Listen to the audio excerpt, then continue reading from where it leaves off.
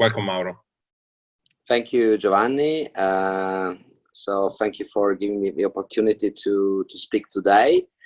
So as you said, I've been one of the promoter of Ambienta. Ambienta is a private equity fund which established in 2007 with the idea to invest into the growing trend of sustainability.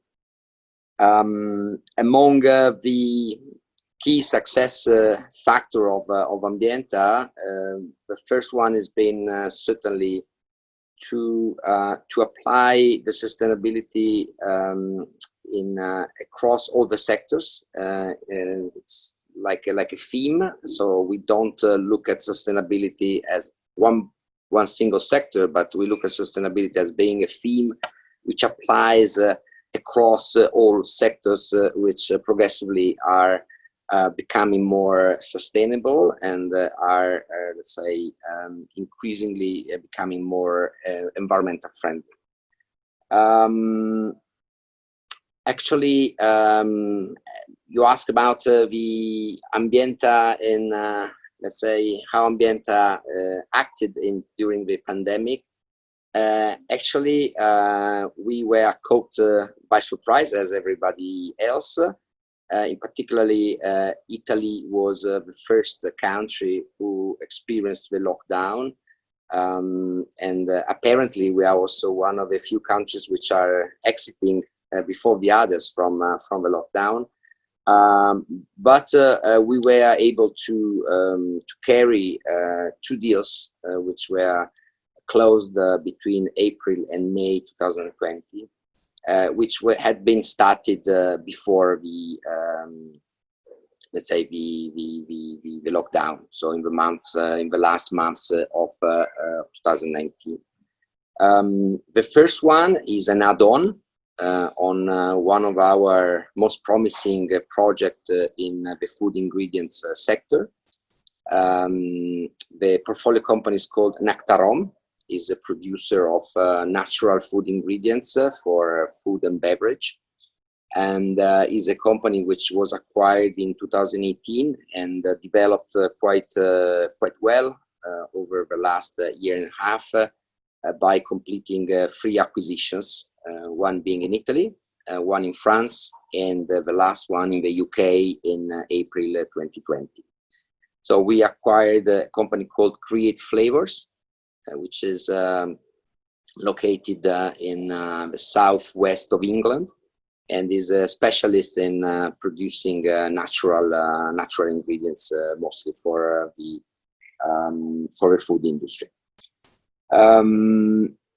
It's been, I mean, the deal was an auction, so we learned how to manage auctions during the lockdown. So we almost completed all the activities of due diligence, but also management interviews and also, let's say, negotiation sessions through the video. So we basically adapted to the new world. But I mean, I think we successfully concluded the deal and say without losing any important part of our let's say execution activities. And when it came to the negotiation, sorry to interrupt, Mauro. Yeah. Did you see that the vendors were more reluctant to accept a lower price because of the pandemic, or how did you find that? No, I mean, it's always a tricky when you are in the middle of a recession to renegotiate pricing, because it's you know, it's emotionally, I mean, if your house is worth I don't know, £1 million today, and tomorrow you don't expect the price to go down to £500,000. So we tried to well, number one, the company is in a very resilient sector, so they are not experiencing any decrease, and the company is progressing quite well compared to last year. So that's number one. Can you give us a size? Yeah, this company, I mean, the group now is reaching 120 million euro of sales and around 20 million euro EBITDA. In particular, Create Flavours is a company with around 12 million pound of revenues and around 4 million pound of EBITDA. So very, very profitable. But it's let's say it's a very resilient sector. So I mean, the situation did not justify a price reduction. Having said that, the sellers accepted to have a little portion of the price to be variable and to be adjustable to the year-end results of the company. So it's been sort of earn out based on the year-end results on 2020, which the company will achieve because it's performing particularly well, and we will be happy to also to pay this last portion of the price. But let's say, generally speaking, it's always very tough and not acceptable from the sellers to have a price reduced just because of an external factor like pandemic or economic recession or decrease in valuation of public stock and so on and so forth. So the other transaction. So this was a primary deal. I mean, we bought from the entrepreneurs and the managers. The second deal is a deal we completed in Italy in May 2020. Is a new sector for Ambienta because we entered into the software business. A company called Namirial, which is the leader in DTM services. DTM means document transaction management, which is a new spectrum of services based on digital, which are able to reduce the use of paper and save time, money, and also increase the security of transaction management. So the company is I mean, Ambienta started to look at this company before the pandemic, say in the middle of 2019. The sellers were preparing to sell the company in an auction, and Ambienta was able to preempt the process by convincing the sellers that we might have been the best option for them to execute the deal in a timely manner and on the terms they were expecting. When was that? When did you get the exclusivity? Exclusivity, say, after we agreed on pricing, let's say in the last quarter of 2019. Ambienta knew the sector. This is a new sector for us. I mean, Ambienta, as I said before, invest in sustainability. Sustainability is a theme, and this theme is very similar to a number of sectors. So from time to time, sectors becomes more sustainable. I mean, the speed of becoming sustainable is different according to sectors, but this wave is flowing across everything. So in software, of course, software minimizes the use of paper, minimizes also the space that needs to be used in order to archive and store documents. It reduces the logistics, because if you think that a document of a bank, I mean, has to be brought for the signature, has to be validated by the notary, has to go back to the bank, has to go to the to the let's say to the storage, I mean, these movements are completely cancelled and erased by just simply clicking on a file and digitally signing the documents.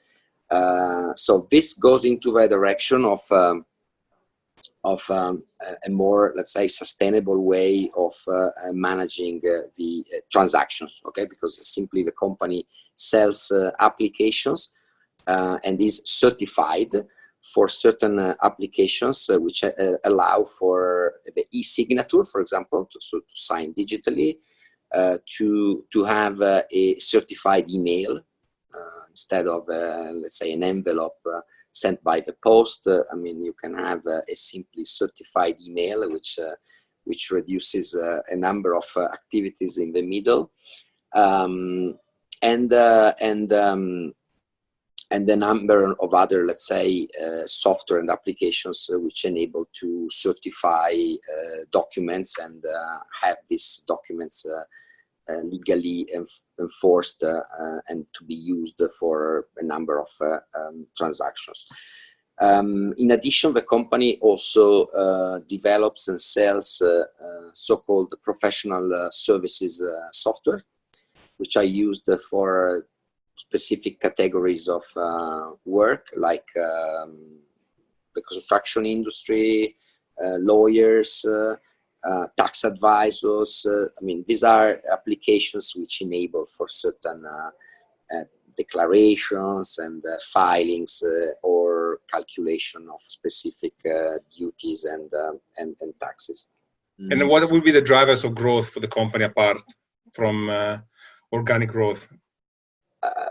So, I mean, let's say the first driver of growth is organic growth, because the sector is as experienced in the last 3 to 4 years and will experience in the near future growth rates in the vicinity of 30%. And that's because of the increasing adoption of this kind of, let's say, applications in order to execute more freely and in a more secure manner documents. Pandemic has accelerated this growth because the fact that people can't move, couldn't move freely, but the need of continuing to manage transactions made it mandatory to everybody to adopt this kind of applications, which continue to ensure the possibility to produce business and to create business opportunities. So pandemic eventually would have a positive impact on the growth of the underlying market, which already experienced and will experience a 30% growth year by year. And how big is the market and how fragmented is it? Yes, I mean, I mean, just to go back to your previous question, when I will answer to this question, with respect to M&A, the company has already made M&A in the past, particular to get into segments they didn't manage directly. For example, they acquired a company specialized in the e-signature. They bought a company specialized in the certified email. So, I mean, they already have a long track record of M&A, which was managed directly by the entrepreneurs. Yet, the market remains fragmented. So, to go to your second question, fragmented because software industry is made of little software houses created by, individual single people who specialized in a very narrow niche of the industry, but then lacking also managerial capabilities, lacking financial capabilities, hence becoming a suitable target for an M&A campaign like the one we want to run. So we do see opportunities going forward, particularly to increase the international footprint of Namirial, which today is already present in other countries, but I mean, the portion of the revenues which is made outside Italy is still, let's say, not as high as we would expect. Okay, so it's in this vicinity of 15%, where we will aim at getting at least 50% of the revenues coming from let's say, non-domestic markets. The market is quite big, I would say. We are talking about for e-signature alone 1.5 billion at European level, increasing, and then let's say that's the largest market among the served markets as of today. And then there are a number of other niches in the market which are in the vicinity of 300-400 million each. So overall, I think we are playing in a market which is in excess of 2 to 3 billions. How big was the company when you bought it? The company is around 50 million sales. And very significant profitability, so EBITDA in the vicinity of 14 million. Very, very cash generative business model due to very few capex, which are not relevant in this business. And I would say, let's say, the typical company Ambienta likes, with let's say family-owned business, with some requirements of getting more professionalized and managerial. So we will introduce a new managing director, which together with the founders will transition the company from let's say a really nice entrepreneurial company into, let's say, what we believe can become a significant group at international level. So we will work on the systems, we will work on the organization, we will work on the typical drivers that we like to implement in order to make it more structured and significant in terms of, let's say, also value for those that will acquire it in a few years.